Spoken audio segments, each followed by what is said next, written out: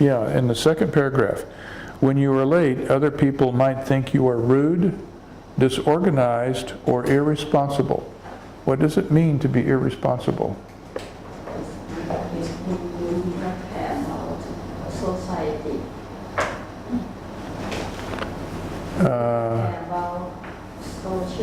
Yeah, you don't care about what you're supposed to do. You are not responsible about your obligations. That would be irresponsible. Responsible means to take care to do what you're supposed to do. Responsible. It's a prefix. Let me show you how that works.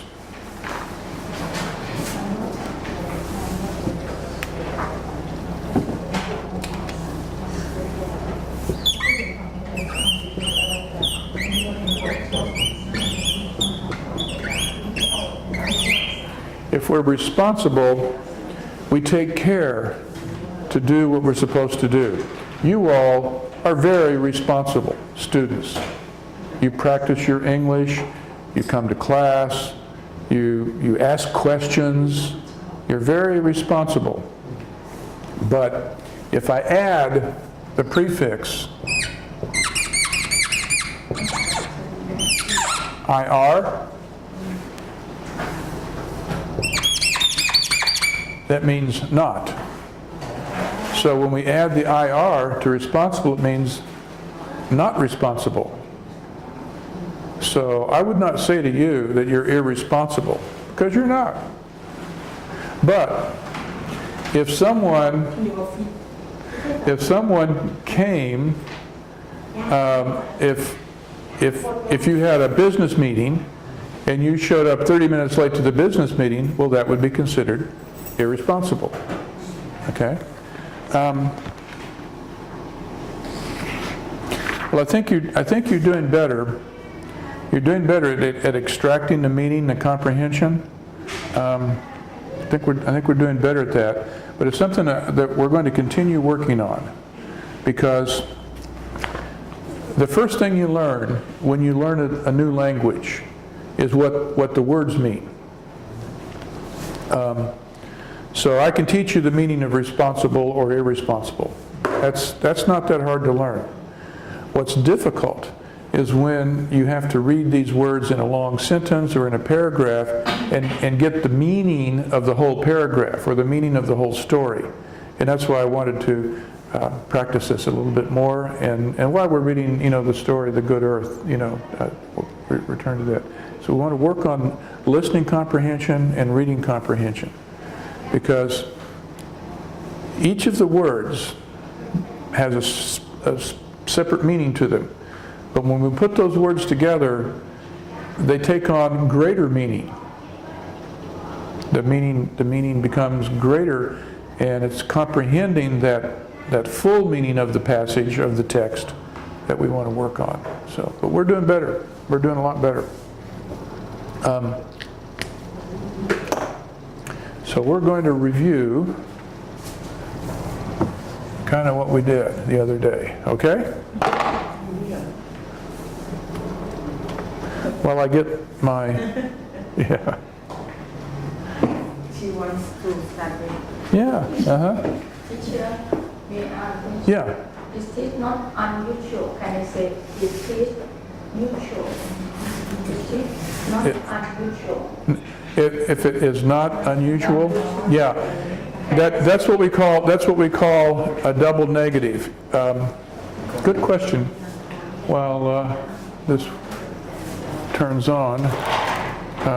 Okay. You know what usual means. Usual means typical, ordinary, common. So when we say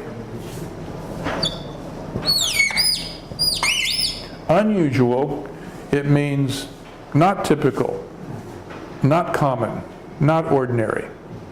This is a prefix that means not. Now, if we say not unusual, this is the same thing, that it is not unusual means the same thing as we're saying it's not, which means usual. It's what we call a double negative. Yeah. You would never say this in speech, but it's just to show you the point.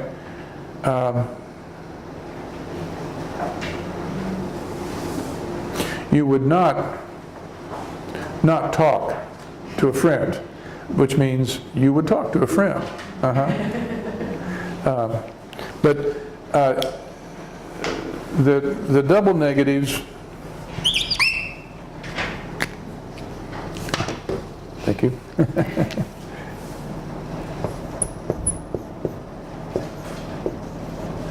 You don't see those very often in speech. We ran across it here. But when we're speaking, instead of saying it is not unusual, we would just say it's usual. Usually, that's what we would do. That's the difference between formal and informal. Let's get this started here.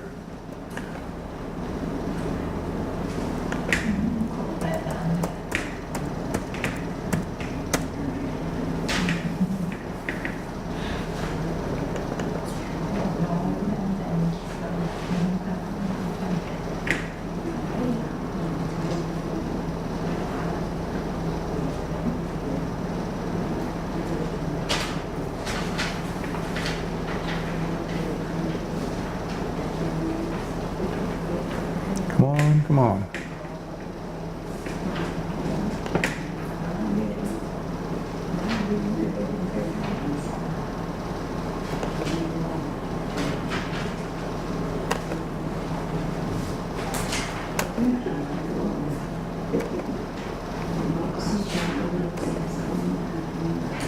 Okay.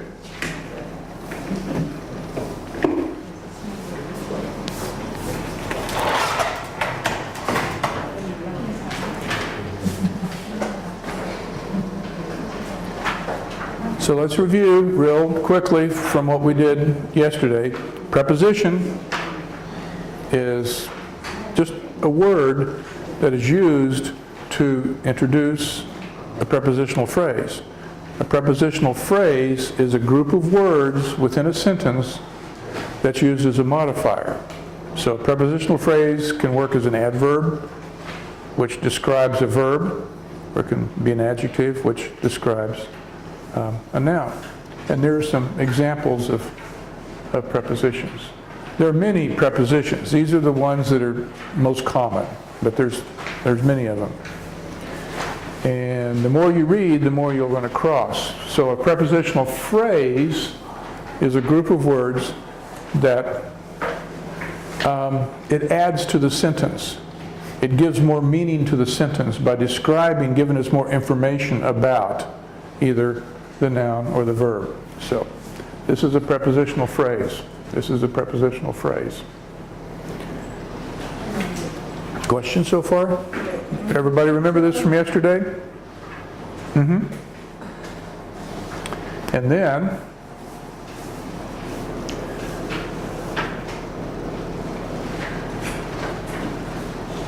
sometimes a word that's used as a preposition is not actually a preposition because it doesn't have the phrase with it. So the cat ran down the tree. Down the tree is a prepositional phrase. But if we say set the book down, down is not a preposition, it's just an adverb. So it can go either way. Now what we need to do is to practice using prepositional phrases. And sometimes prepositional phrases as adverbs, sometimes prepositional phrases as adjectives. So I'm going to raise this up so so I can write on the board. Okay? Yeah.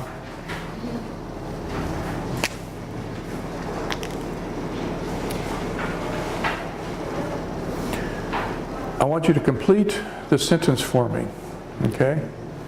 Using a prepositional phrase. Everybody use this now.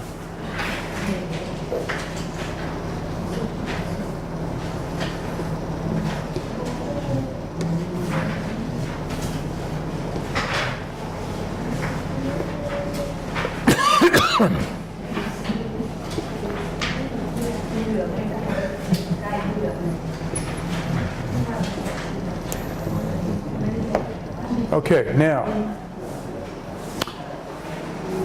I will take the boat, complete the sentence using a prepositional phrase, okay? Write one down. I'm going to ask each of you to share with the others your sentence. So, we need to put a prepositional phrase here. You can use any of those prepositions that you want to. Into the cabin. I will take the boat at the pier. Okay, so Pip says at the pier. I'm going to take the boat at the pier. Correct. Because she's telling us where she will find the boat.